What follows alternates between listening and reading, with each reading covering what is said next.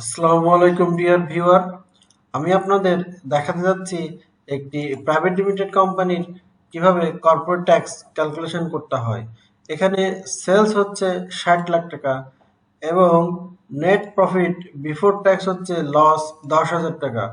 এখানে আরেকটি লক্ষণীয় বিষয় হচ্ছে 155 ধারা অনুসরণ করে অ্যাডভান্স ট্যাক্স দেওয়া হয়েছিল 28,800 টাকা। আমরা ধরে নিচ্ছি এই কোম্পানির প্রতিটা ট্রানজাকশন ব্যাংকের মাধ্যমে হয়েছে, সুতরাং ক্যালকুলেট দ্য ট্যাক্স লাইবিলিটি।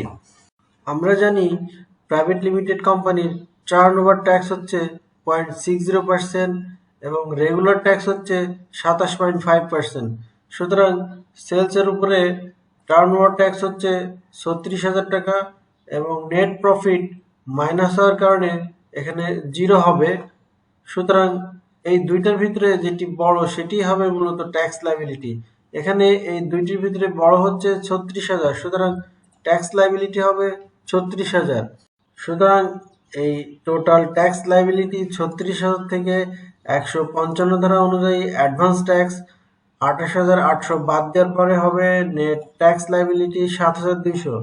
এখানে লক্ষণীয় বিষয় হচ্ছে এই 7,200 173 ধারা অনুসারে অবশ্যই রিটার্ন দাখিলের তারিখে অথবা রিটার্ন দাখিলের পূর্বেই রাষ্ট্রীয় কোষাগারে এই চালানের মাধ্যমে পরিশোধ করতে হবে।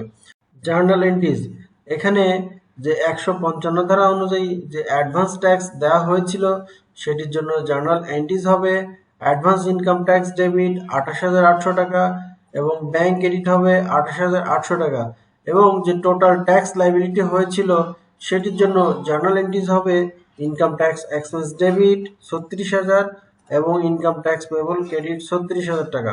এবং যখন এ চালানের মাধ্যমে রাষ্ট্রীয় কোষাগারে জমা করতে যাব তখন বুকস অফ অ্যাকাউন্টে জার্নাল এন্ট্রিজ হবে ইনকাম ট্যাক্স পেবল 36,000 টাকা ডেবিট এবং অ্যাডভান্স ইনকাম ট্যাক্স 28,000 টাকা ক্রেডিট এবং ব্যাংক 7,200 টাকা ক্রেডিট। এখানে আরেকটি লক্ষণীয় বিষয় হচ্ছে আমরা বলছি ইনকাম ট্যাক্স, কিন্তু এখানে লস হওয়া সত্ত্বেও তাকে টার্নওভার ট্যাক্স দিতে হচ্ছে।